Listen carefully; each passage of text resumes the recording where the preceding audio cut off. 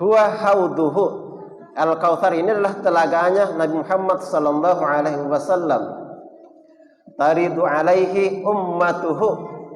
Nanti umat Rasulullah sallallahu alaihi wasallam akan mendatangi telaga Al-Kautsar itu. Walaupun nanti mungkin ada dijelaskan, ada orang-orang yang mendekat ke telaga Al-Kautsar atau ke sungai Al-Kautsar, tapi kemudian diusir oleh para malaikat.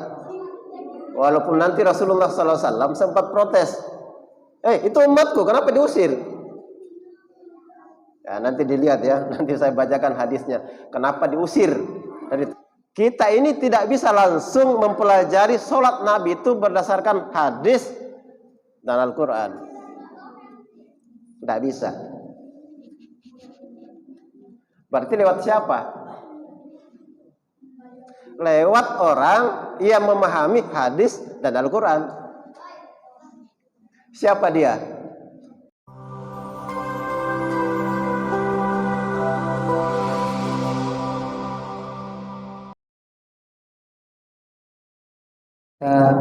Mengirimkan salawat serta salam kita kepada manusia terbaik, junjungan alam, teladan terbaik yang tidak akan pernah ada lagi keteladanan setelah beliau, yakni Rasulullah Muhammad sallallahu alaihi wasallam yang telah Allah utus di muka bumi untuk menggulung tikar-tikar peradaban jahiliyah dan selanjutnya kemudian mengajarkan kepada kita semua tentang ajaran-ajaran mulia, yakni Al-Islam rahmatan lil alamin.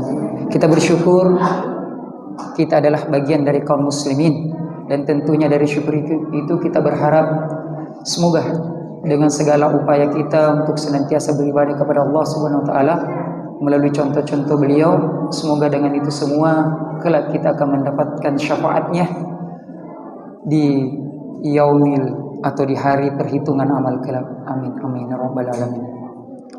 Kembali kami dari Makassar Cinta Quran. Seperti biasa setiap malam Ahad setiap pekannya, agenda kami adalah durusul masajid atau kemudian kajian ba'da maghrib, yang alhamdulillah kami sangat berterima kasih kepada pengurus dan para jamaah yang telah memberikan izin dan tak bosan-bosannya untuk kembali berkumpul menghadiri kajian kami. Syukran jazakallahu khair. Dan sebelumnya kami meminta maaf apabila ada kelalaian-kelalaian dalam pelaksanaan kegiatan kami kali ini. Seperti biasa, pada pekan pertama kajian kita adalah tentang tafsir Al-Quran, dan alhamdulillah untuk malam hari ini atau petang hari ini kita akan membahas tentang salah satu topik, yakni kajian tafsir surah Al-Kautsar yang insya Allah akan dibawakan oleh guru kita Al-Ustadz Mustadin Esos A. Sebentar setelah penyampaian dari beliau, jika waktu memungkinkan, maka kami akan mempersilahkan kepada para bapak ibu yang kiranya ingin mengajukan pertanyaan seputar materi, insya Allah kami akan memberikan kesempatan. Baik, untuk mempersingkat waktu, kepada Al-Ustadz kami persilahkan. Kepada Al-Ustadz.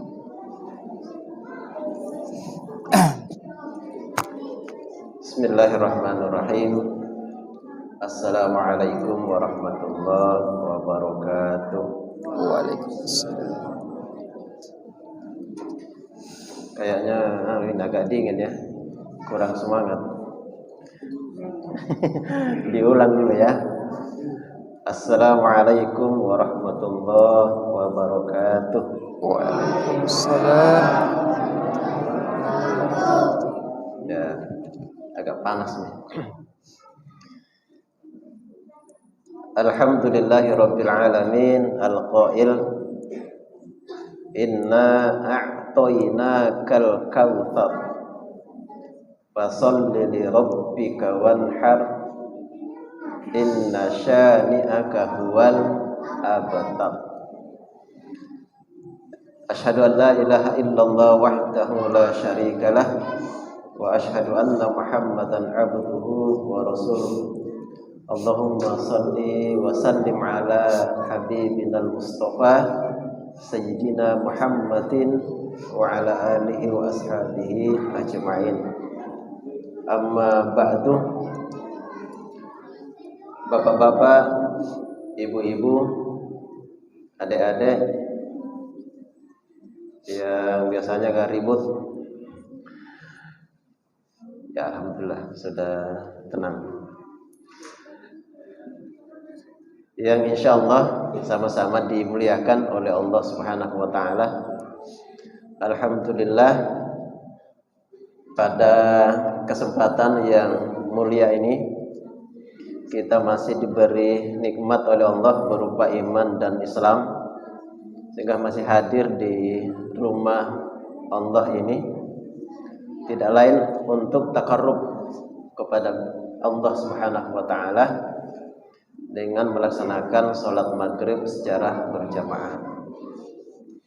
Selanjutnya, salam dan selawat tidak lupa kita kirimkan kepada junjungan kita Nabi besar Muhammad sallallahu alaihi wasallam, Nabi yang diutus oleh Allah Subhanahu wa taala untuk dijadikan sebagai teladan atau contoh dalam kehidupan kita di permukaan bumi ini. Pada kesempatan yang mulia ini kita akan sama-sama membaca satu surah. Ini kalau tidak keliru surah yang paling pendek di dalam Al-Quran, yaitu surah apa tadi yang dibaca? Kira-kira surah apa itu?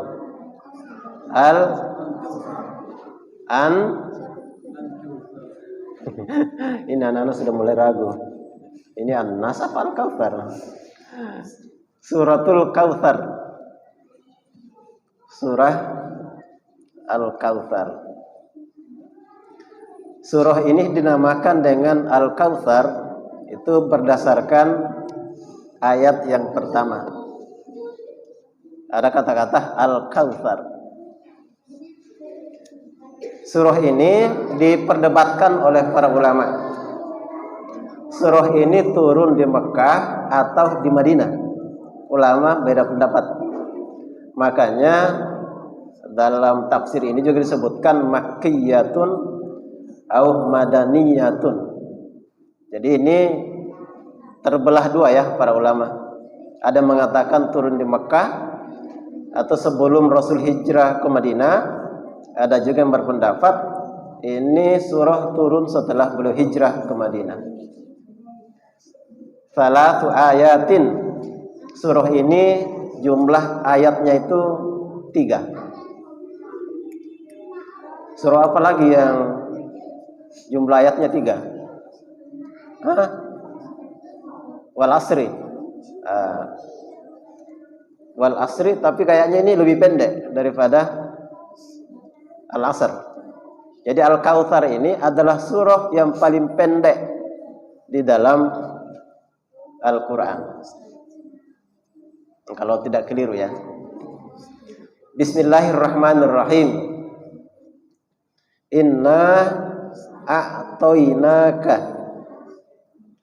Sesungguhnya kami, kata Allah, memberimu ya Muhammad, wahai Muhammad. Allah Subhanahu wa taala memberikan apa kepada Rasulullah sallallahu alaihi wasallam? Dilanjutkan kemudian Al-Kautsar. Allah Subhanahu wa taala mengatakan bahwa sesungguhnya kami menganugerahkan kepada kamu wahai Muhammad Al-Kautsar. Apa makna Al-Kautsar? Dalam kitab ini Imam Jalaluddin Al-Mahalli menafsirkan secara singkat apa maksud Al-Kautsar. Boleh mengatakan huwa nahrun fil jannati. Al-Kautsar ini adalah sungai yang berada di dalam surga.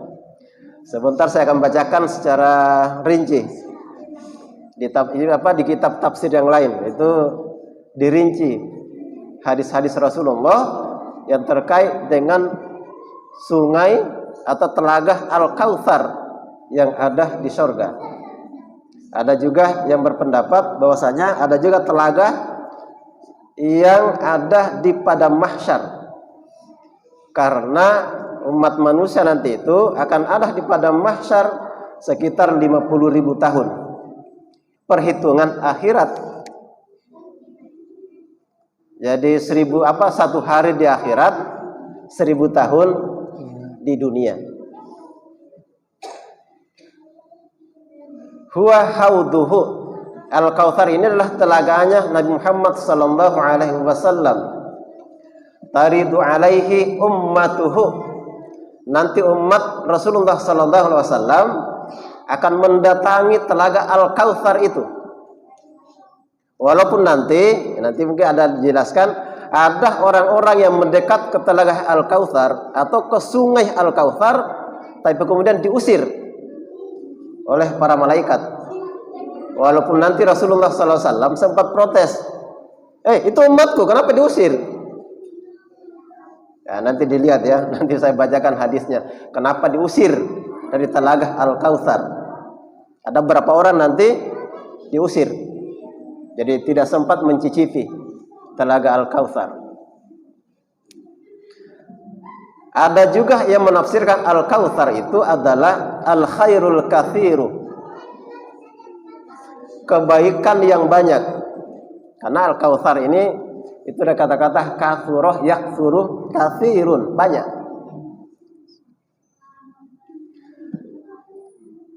Al-khairul katsiru, kebaikan yang banyak yang dibawa oleh Rasulullah sallallahu alaihi wasallam. Jadi seluruh yang dibawa oleh Nabi Muhammad sallallahu alaihi wasallam itu adalah Al-Kautsar, dan itu sudah bisa dicicipi hari ini yang dibawa oleh Nabi.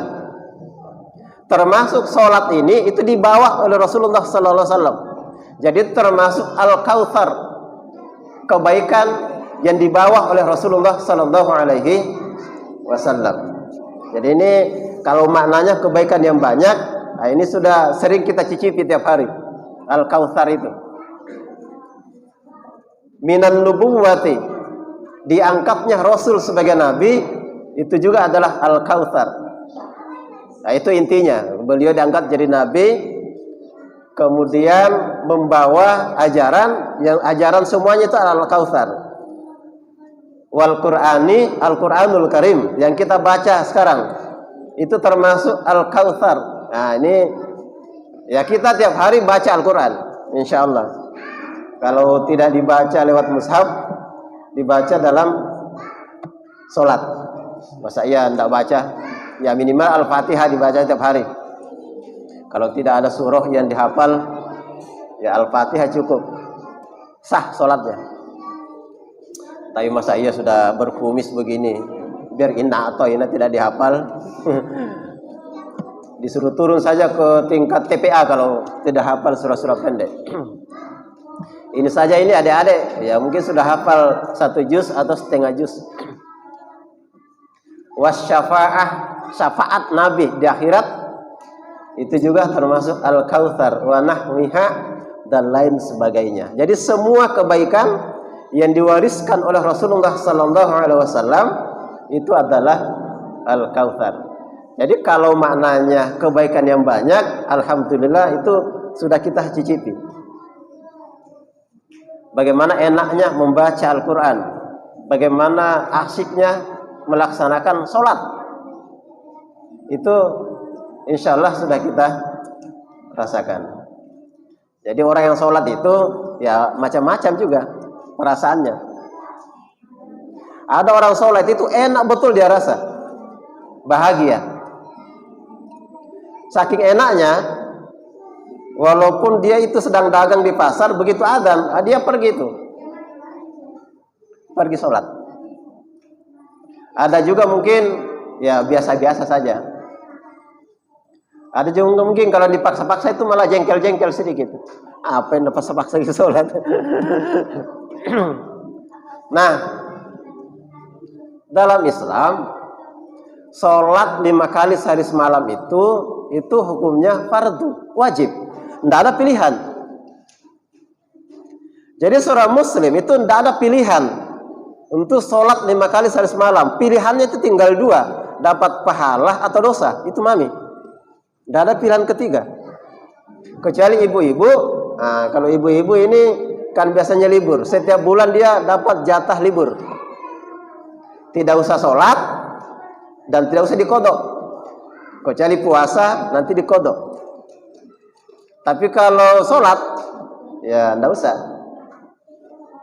Nah kalau ada laki-laki tidak sholat, ya mungkin dia merasa anu juga itu. Jangan-jangan dia merasa haid itu. Walaupun saya kan ngajar di SMA ya. Itu anak-anak SMA itu, yang gadis-gadis itu, kalau disuruh sholat, ada juga yang bamba-bamba lah. Itu alasannya berbulan-bulan itu halangan. Ini anak ini saya sumpahi karena haid terus kok. Kalau tidak mau sholat, baru mau pergi sholat. Tapi ada mintong satu itu tidak pernah pergi, kan? Itu banyak alasannya itu. Ini orang bertahun-tahun aja. Makanya jangan diakalkan. Nah, bagi ibu-ibu nanti itu ada fikih haid, itu tidak sembarangan. Dan bapak-bapak juga harus belajar fikih haid. Bukan karena mau haid, tidak. Nanti Anda akan menikah dengan seorang perempuan. Nah, kalau menikah laki-laki ya tidak apa-apa. Iya kan ada begitu, ada itu. Di Indonesia itu sudah ada kejadian. Ada itu di Sumatera kalau tidak salah, dia itu sudah 5 bulan kan 8 bulan baru tahu ternyata suaminya perempuan. Dia tidak tahu. Di Goa juga itu pernah kejadian begitu. Beberapa hari kemudian baru dia tahu ternyata suaminya perempuan. Jadi sekarang bapak ibu itu kalau ada anak yang dilamar laki-laki periksa baik-baik. Iya, diperiksa baik-baik. Jangan sampai perempuan yang lamar anak. Nah, itu banyak kejadian. Bahkan ada orang yang cukup, kalau tidak salah itu selebgram. Apa? Selebgram gitu, selebgram gitu. Dia itu minta cerai dari suaminya karena suaminya selingkuh dengan siapa? Selingkuh dengan laki-laki. Ya itu kan ada, cukup viral di media sosial. Ya kan begituan juga saya biasa nonton juga. Hiburan. Tapi itu sudah keterlaluan. Selingkuhannya biasanya kan perempuan. Nah ini sama-sama linggis. Laki-laki. Ya, mudah-mudahan kita terhindar dari itu semua.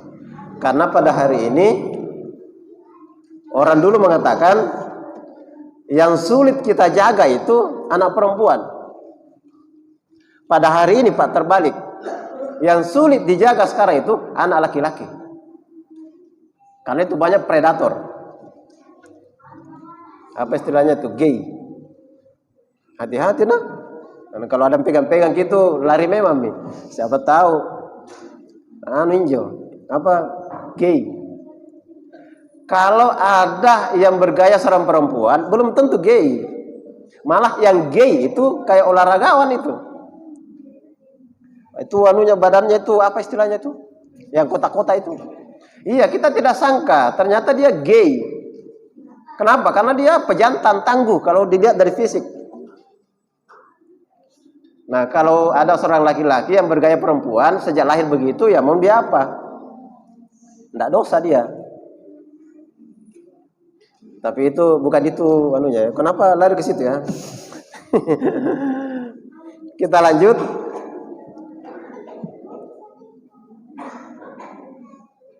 Fasolli, jadi setelah Allah Subhanahu wa taala memberikan Al-Kautsar kepada Rasulullah sallallahu alaihi wasallam, maka Allah Subhanahu wa taala memerintahkan kepada Rasul Dan perintah ini juga kepada umatnya. Fasholli li rabbika.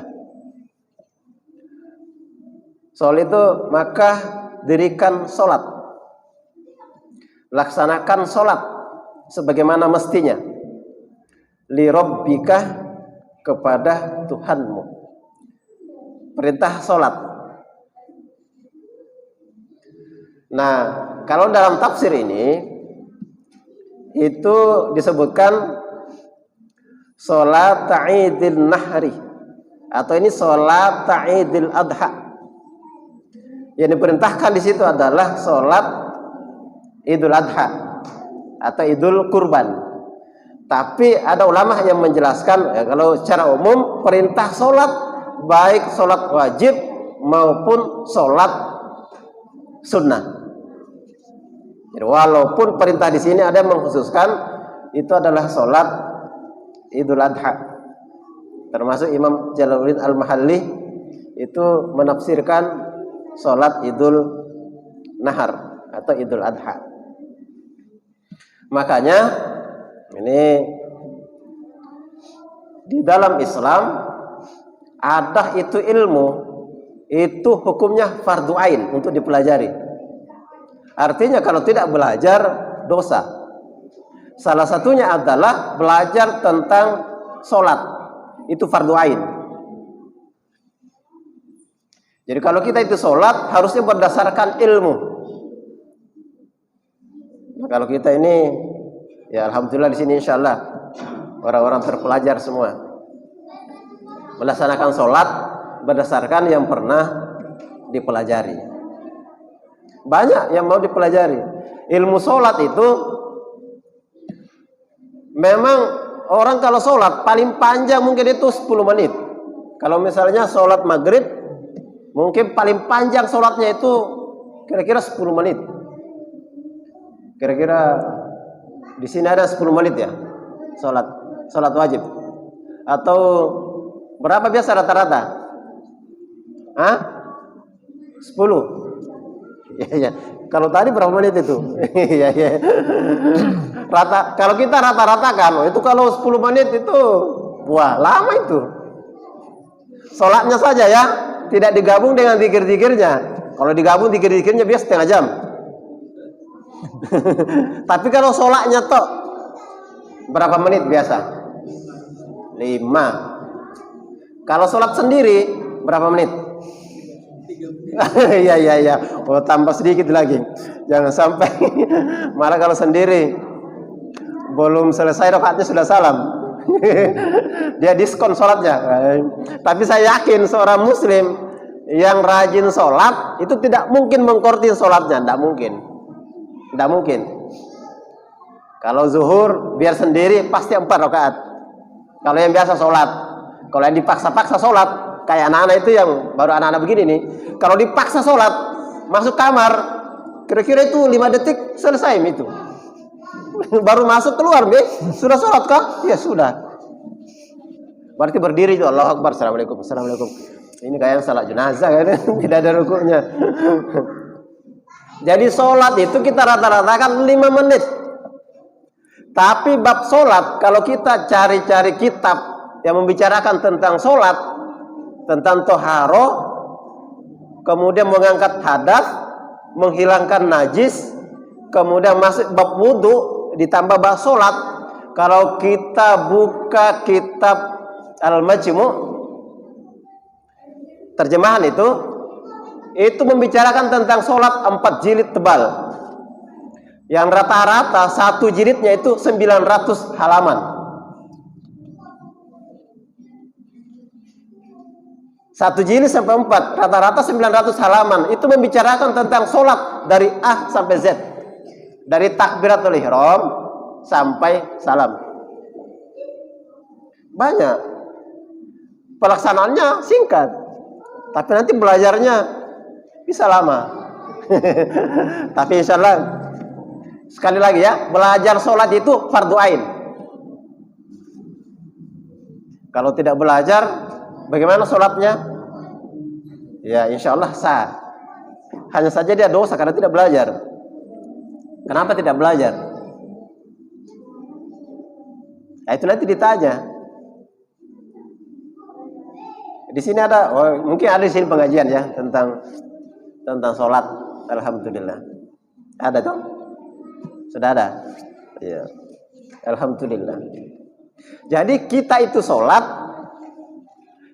karena Nabi mengatakan, "Shallu kama ra'aitumuni usolli." Sholatlah kalian sesuai dengan yang kamu lihat aku sholat. Jadi jangan piti-piti sholat. Harus sesuai dengan sholatnya Nabi. Bisa lihat langsung. Kalau para sahabat lihat langsung Nabi sholat. Nah, perhatikan baik-baik ya, bagaimana caranya begini, bagaimana benar lihat langsung. Kayak kita ini lewat pengetahuan. Tinggal mengetahui. Hanya saja kita ini awam.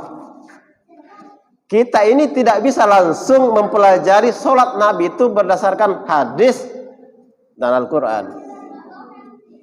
Tidak bisa. Berarti lewat siapa? Lewat orang yang memahami hadis dan Al-Quran. Siapa dia? Ulama. Ulama yang paling tinggi tingkatannya adalah, karena saking tingginya posisinya dia setelah Nabi. Saking tingginya itu, waktu ilmunya itu sudah nyundul langit. Siapa dia? Ulama paling tinggi itu adalah tingkatan mujtahid. Ada istilah mujtahid yang langsung berinteraksi dengan hadis dan Al-Quranul Karim, kemudian mengambil tata cara sholat dari hadis-hadis yang ada. Nah, kita ini hanya mengambil dari orang yang menggali hukum dari Al-Quran dan Sunnah itu. Misalnya mujtahid terkenal itu Imam Syafi'i. Siapa lagi? Imam Hambali, Imam Maliki, Imam Ahmad. Hambali sama ya. Ahmad, Hanafi, Maliki, Syafi'i, Hambali. Ini ulama yang punya murid yang meneruskan itu rantai ilmunya imam-imam itu sampai sekarang. Itu ada sanadnya dia. Jadi ada ulama Hambali, ada ulama Hanafi, ada ulama Syafi'i, ada ulama Maliki. Ada. Dan itu turun-temurun sampai hari ini. Nah, pertanyaannya kita ini, kira-kira tata cara sholat kita ini mengikuti siapa? Iya. Syafi'i atau Hambali atau Maliki atau Hanafi atau dicampur baur? Dicampur baur biasa. Iya. Kenapa? Oh, ini karena sholat ya. Nanti kalau belajar sholat itu memang serius orang. Karena apa? Waduh, perdebatannya luar biasa. Baru mau sholat, orang sudah berdebat itu tentang niat. Ini apa? Menggugah wawasan saja ya. Ketika kita sholat, kapan kita niat?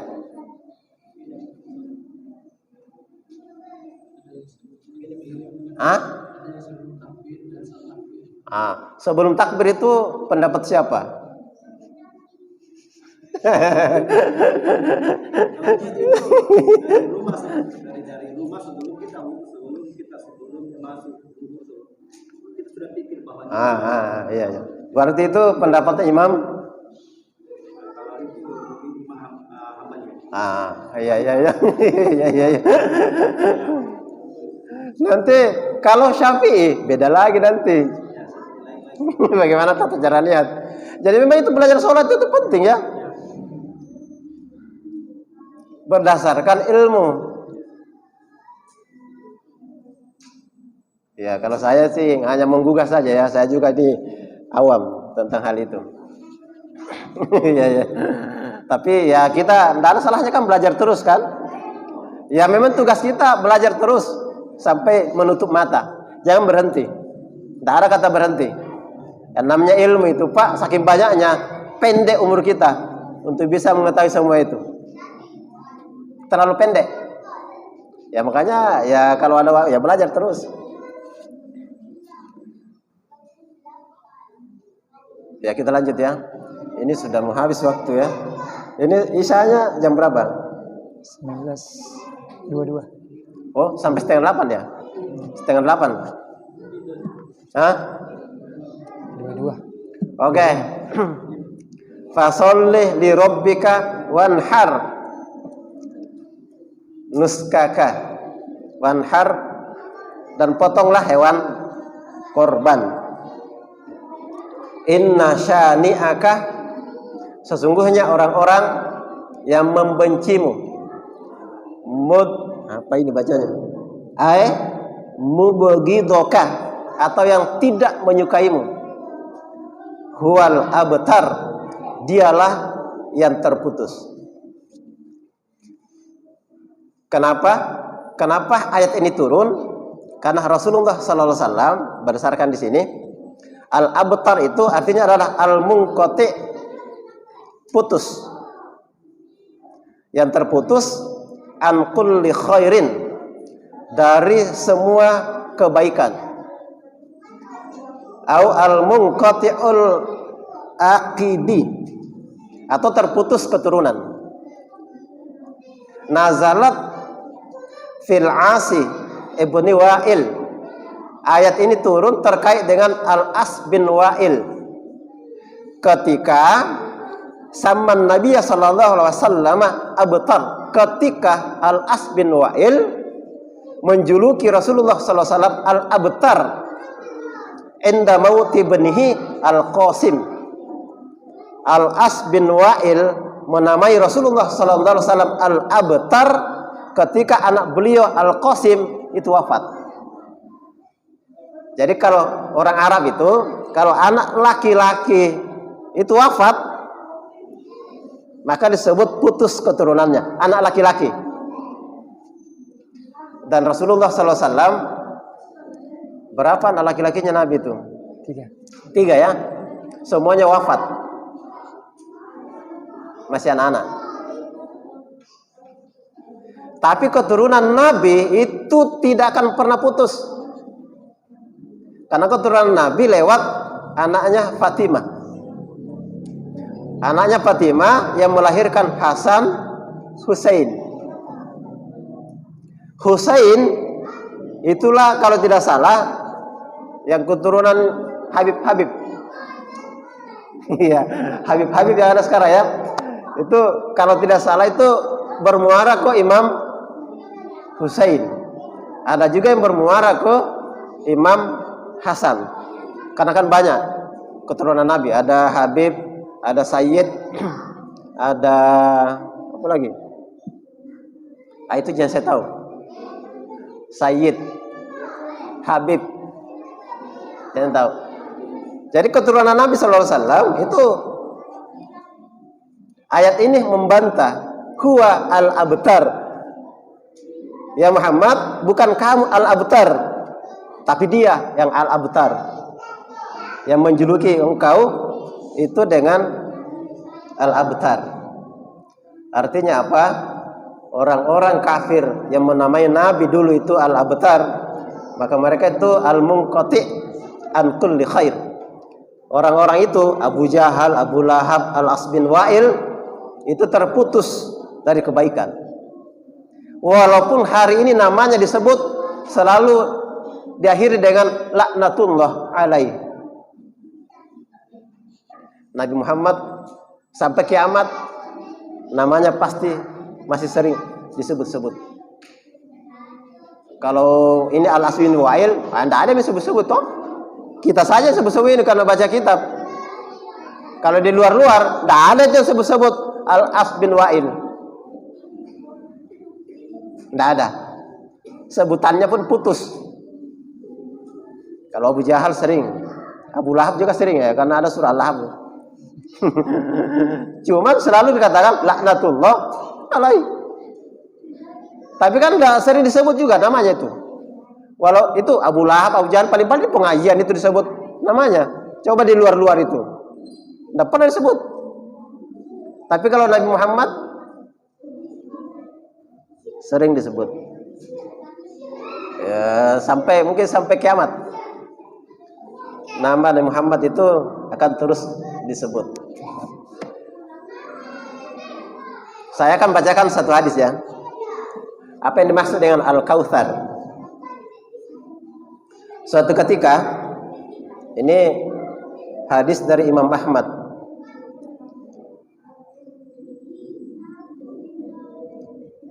Dari Anas bahwa Rasulullah SAW membaca Inna a'tainakal kautsar.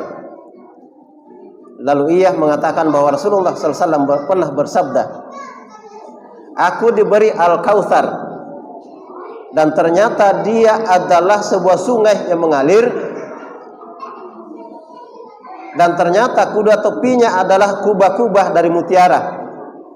Lalu aku menyentuhkan tanganku ke tanahnya, dan ternyata ia seharum minyak kasturi yang sangat harum, dan ternyata batu-batu kerikilnya dari mutiara.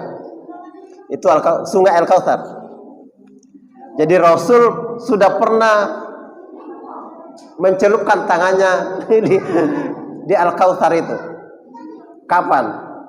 Waktunya Isra dan Mi'raj, diantar oleh malaikat Jibril. Dan harum. Nanti bagaimana rasanya itu? Kita akan lihat.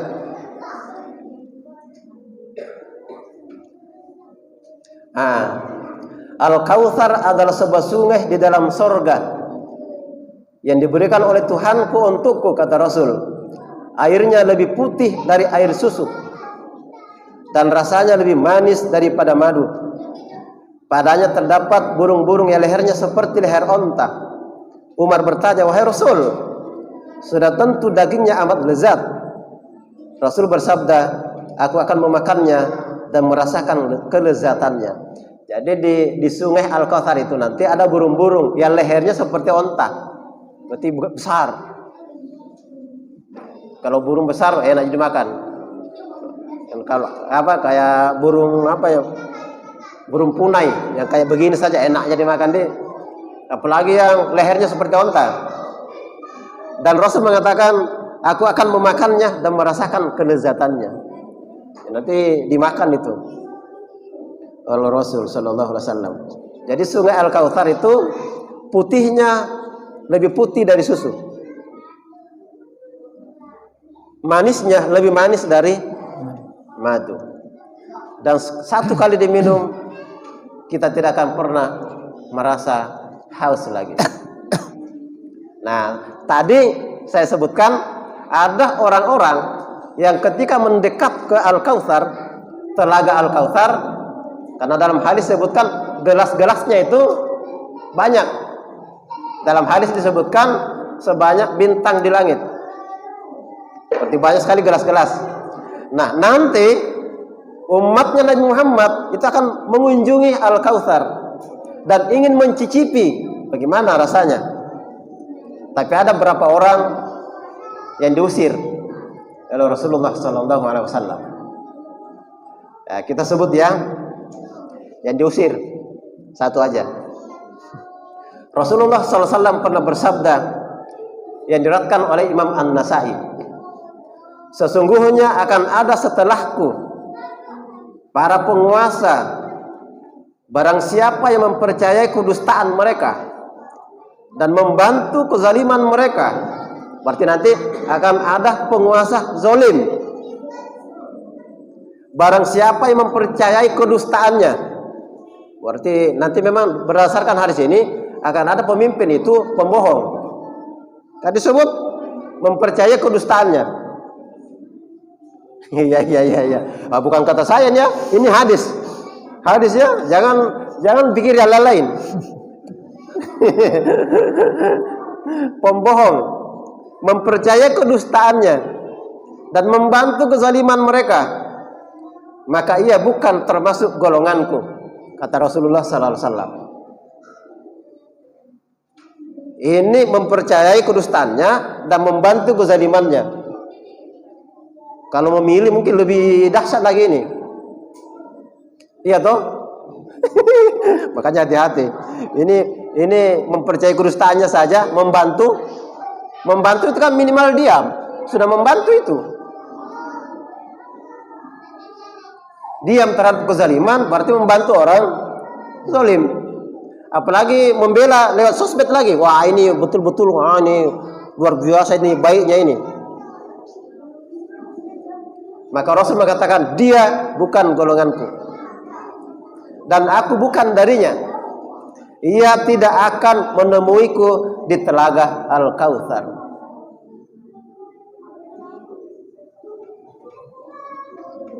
Dan barang siapa yang tidak mempercayai kedustaan mereka dan tidak membantu kezaliman mereka, mereka adalah termasuk golonganku.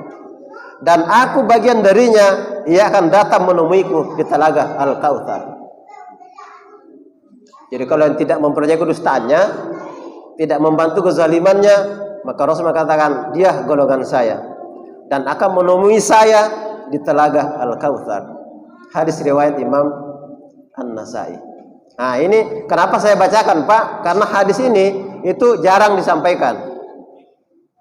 Yang sering itu disampaikan adalah nanti tidak akan sampai di telaga kalau dia berbuat bid'ah. Nah, itu yang sering disampaikan. Tapi bid'ah ini panjang lagi ceritanya. Kalau berbeda dengan kita, jangan langsung disebut orang bid'ah. Kesimpulannya adalah kalau ada yang diperbuat oleh seorang muslim dan itu berdasarkan istimbat seorang mujtahid, maka itu tidak boleh dikatakan bid'ah. Yang jelasnya di istimbat mujtahid, ulamanya ulama. Tapi kalau seluruh ulama mengatakan itu bertentangan dengan syariat, ya oke lah itu, setuju itu.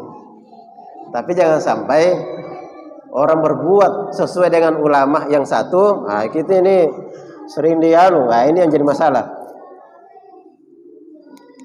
Oke, saya kira begitu ya, sebagai pengantar, sebagai muqaddimah. Ini baru muqaddimah, bisa sampai jam 8. Oke, saya kembalikan ke moderator yang bertanggung jawab. Insyaallah, kita tadi pembahasan tentang tafsir surah Al-Kautsar, surah yang pendek ternyata memiliki pembahasan yang cukup lama, bahkan hampir 1 jam.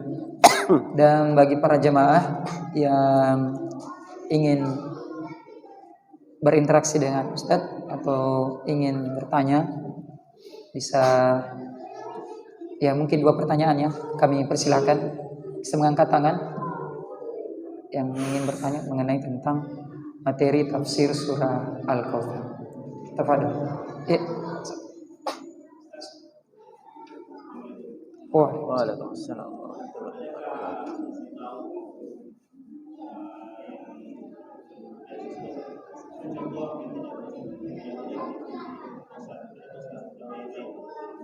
Kenapa? Apa? Bisa diulangi?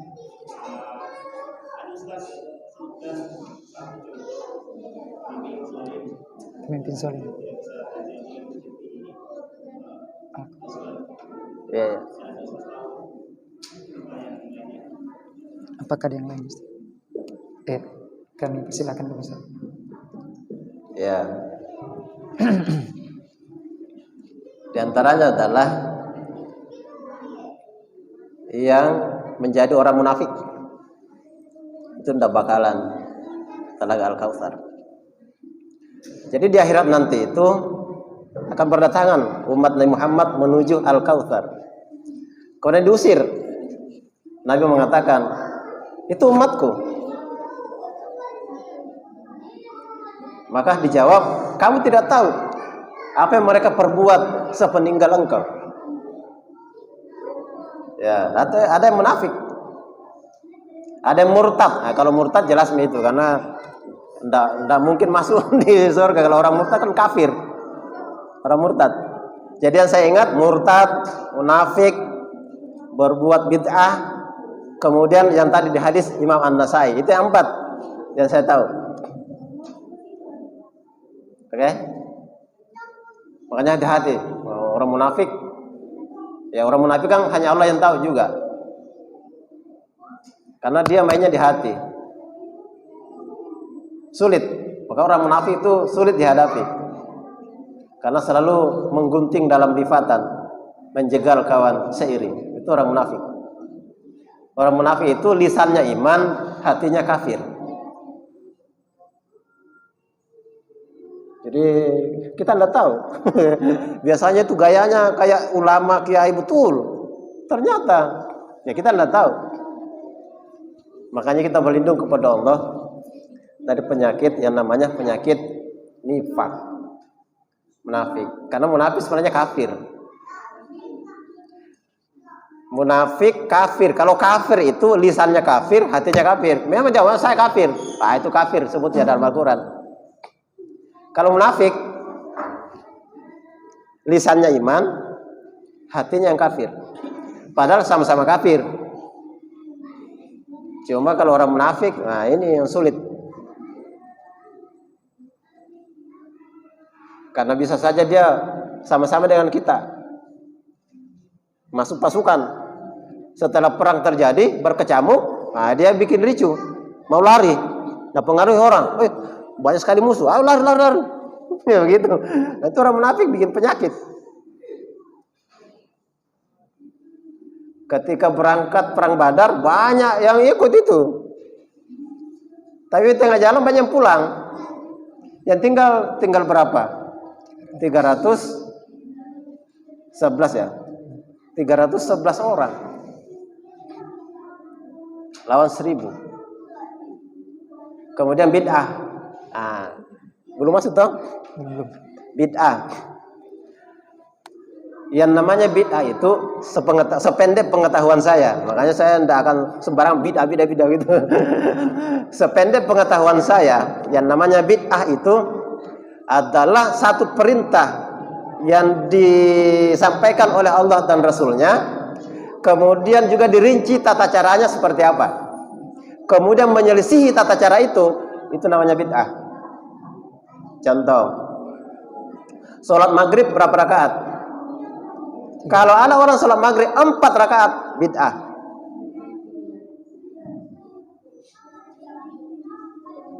Paham toh? Bid'ah. Kalau takbiratul ihram, angkat tangan sampai bahu atau sampai telinga. Kalau ada yang bikin tata cara baru, Allah, itu bid'ah namanya.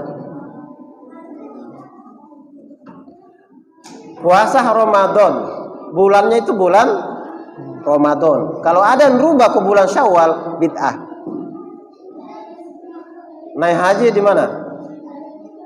Di Makkah. Kalau ada orang naik haji di Gunung Bawah Karaeng, bid'ah. Itu namanya bid'ah. Apalagi? Orang tawaf berapa kali? 7 kali. Kalau ada orang tawaf 9 kali, itu namanya bid'ah.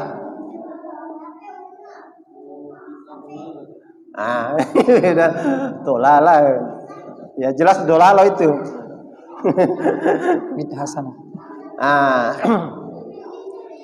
Jadi tidak semua perbuatan maksiat itu namanya bid'ah. Misalnya orang mencuri ayam, apa namanya? Tidak mungkin disebut bid'ah. Tidak pernah disebut bid'ah itu. Orang korupsi, tidak pernah juga disebut bid'ah itu. Ya toh? Curi sandal, alhamdulillah sih tidak pernah kehilangan. Ya toh? Disebut bid'ah juga? Tidak. Jadi tidak semua kesalahan itu disebut bid'ah. Kalau orang mencuri, namanya melakukan perbuatan haram. Minum minuman keras bukan bid'ah itu, melakukan perbuatan haram.